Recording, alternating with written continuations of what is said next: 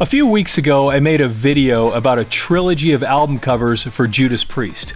Well, today we're going to look at another trilogy of albums from one of the most successful bands ever. Now, tell me if you can figure out who this is.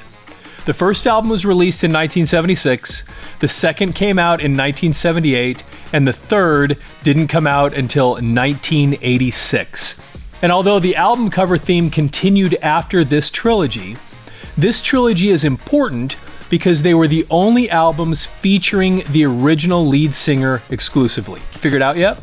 Hi, I'm Robert John Hadfield, vinyl junkie and garbage pit of useless information. And if you used to love vinyl records and the music from the vinyl heyday, this is the channel for you. So real quick, please subscribe, like the video, and leave your comments and memories. And don't forget to visit our sponsor, AudioMover.com. Now, of course, the band we're talking about today is Boston. And the album trilogy is their first three albums. Now, I know they followed the guitar spaceship theme beyond the first three albums, but these three were special. These were distinct. These were the three Brad Delp albums. Now, when the first two came out, I was just a little kid, many years away from actually appreciating good music. But I remember seeing the first two album covers. There was something so cool about them.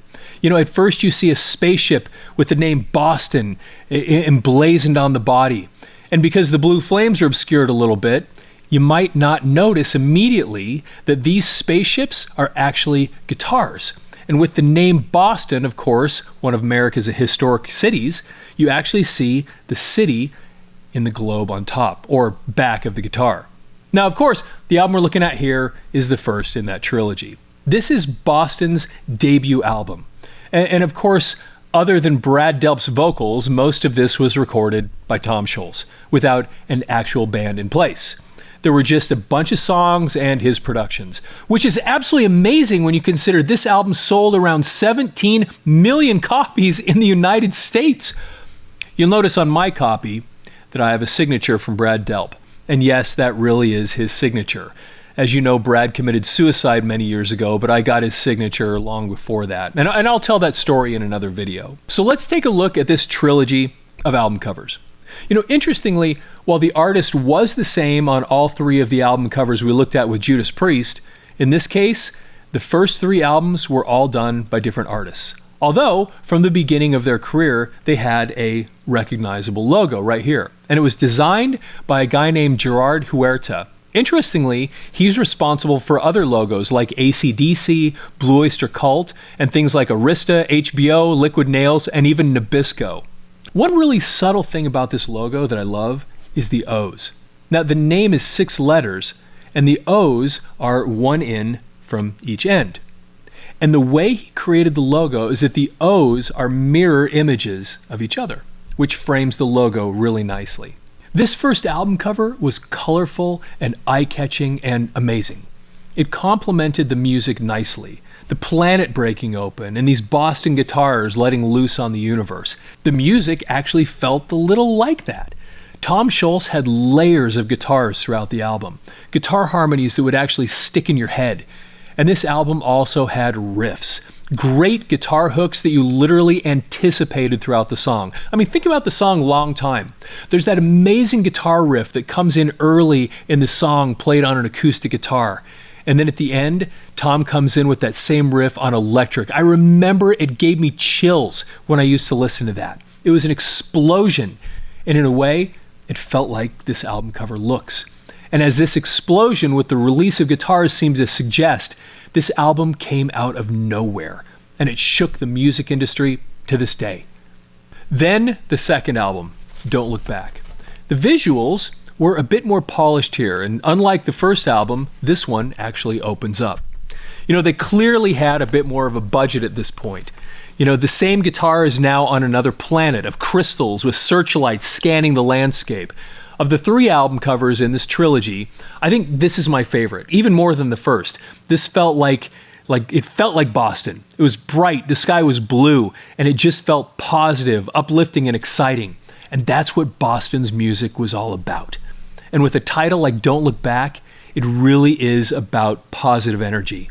And think about those opening lines with respect to this cover. Don't look back, a new day's breaking. It's been too long since I felt this way. I don't mind where I get taken. The road is calling. Today's the day. You know, another interesting thing in the packaging for this album is the inner sleeve. Look what they did here.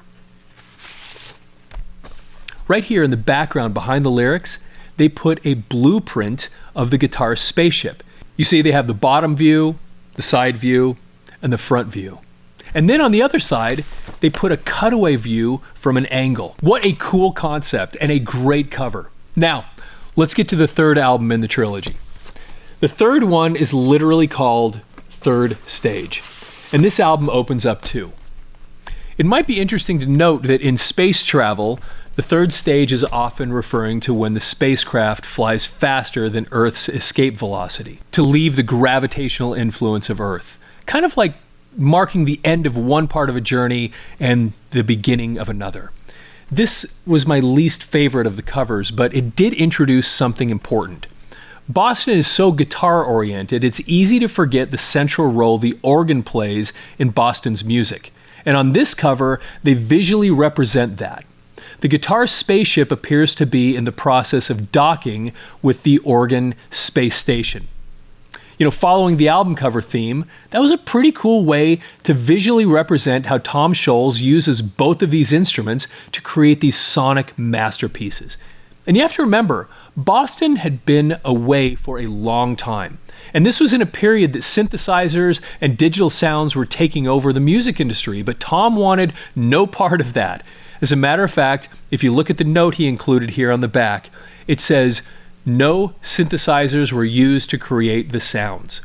And to further emphasize the idea of the third stage, Tom includes this interesting note. Each individual piece of music relates to a human experience, and together they tell the story of a journey into life's third stage. And one more thing. On the inner sleeve of this album, Third Stage, they included something similar to what they had done on Don't Look Back, and it looks like a blueprint of the organ spaceship with the Boston guitar docked there in the front. You know, these three albums were each amazing in their own way, and the artwork told a story from cover to cover. Unfortunately, Brad Delp only played a minor role in the band's recordings after this, so these three albums stand as a trilogy not only of artwork and music, but of the influence of one of the greatest voices in rock music.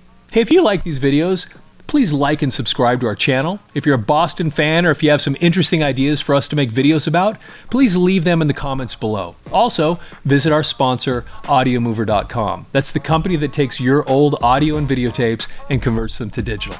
And with that, have a fantastic day.